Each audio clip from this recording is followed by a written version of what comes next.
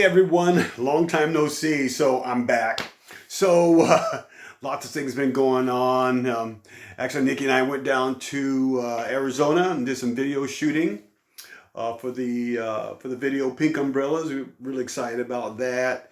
We got some great video. We bought a steady cam, so that was pretty cool. $70 on Amazon, and so we did some great shots.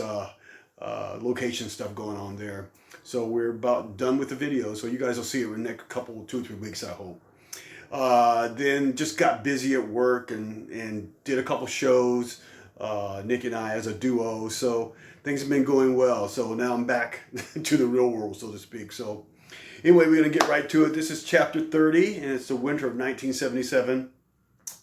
And I'm still in Charleston, West Virginia, basically living in the country.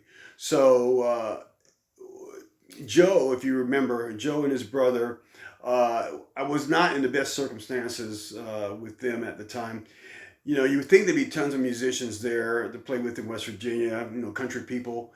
But unfortunately, I wasn't finding them, and you know, it was just a weird time. I was kind of living in that poverty level existence, you know, with the macaroni and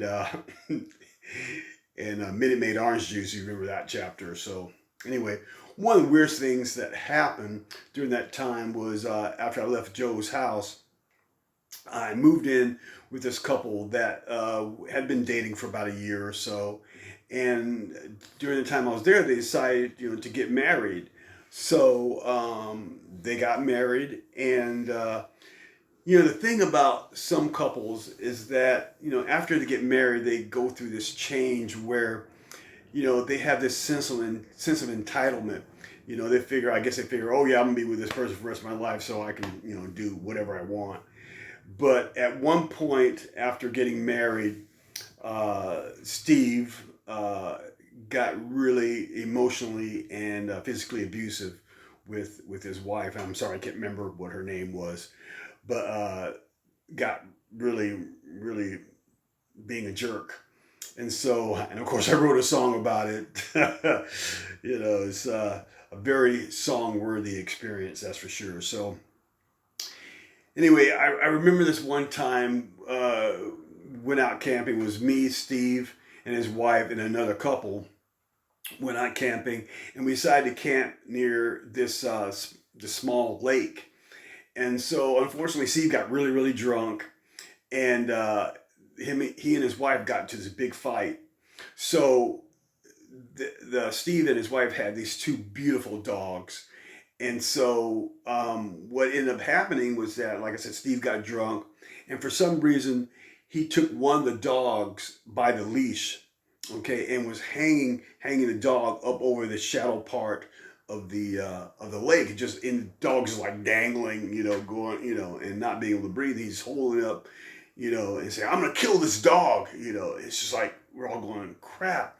So we, you know, to make a long story short, we were able to calm Steve down after a while, and you know, at that point, you know, I felt the relationship with me and that, you know, Steve and his wife was over. I moved out about 2 weeks later, and you know, that was just a weird thing. So luckily, I had another friend named Keith that worked for the state. He was a chemical engineer, um, and Keith was a really great guy, you know, and he lived in this large farmhouse at the base of a mountain in the country.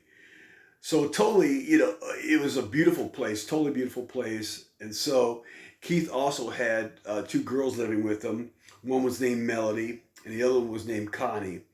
And Connie and I got to be really good friends in platonic sort of way. Connie was dark haired, you know, really beautiful soul, and then Melody had blonde hair, and just both really sweet girls. And so, like I said, you know, basically our days were, uh, you know, just playing music all day. Keith was a banjo player, and so we sit around playing music all day because Keith was making the money, made really good money as a chemical engineer. So we did that a lot. And like I said, Connie and I became close, more like brother and sister. And that proved to be a really valuable relationship later on in later chapter. I'll explain to you what happened there, but that was a great relationship.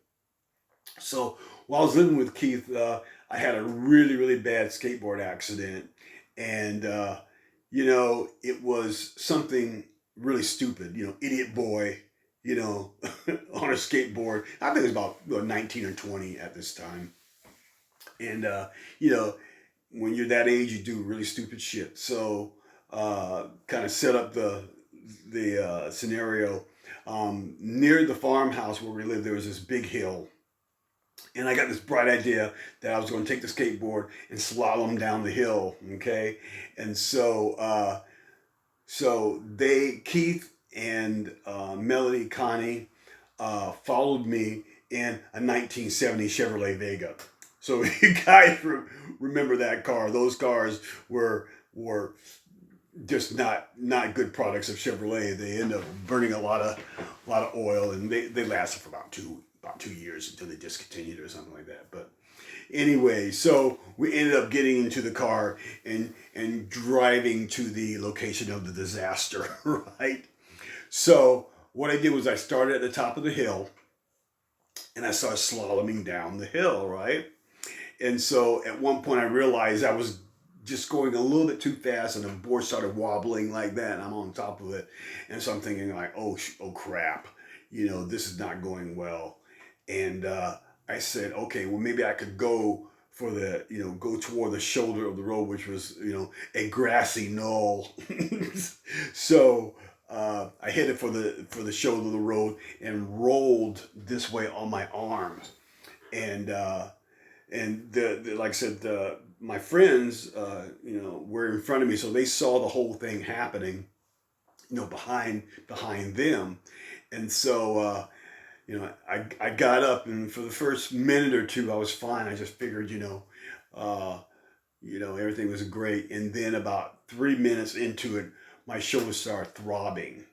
And then as time went on, it got just excruciatingly painful. And so at one point in time, he said, we need to get you to the emergency.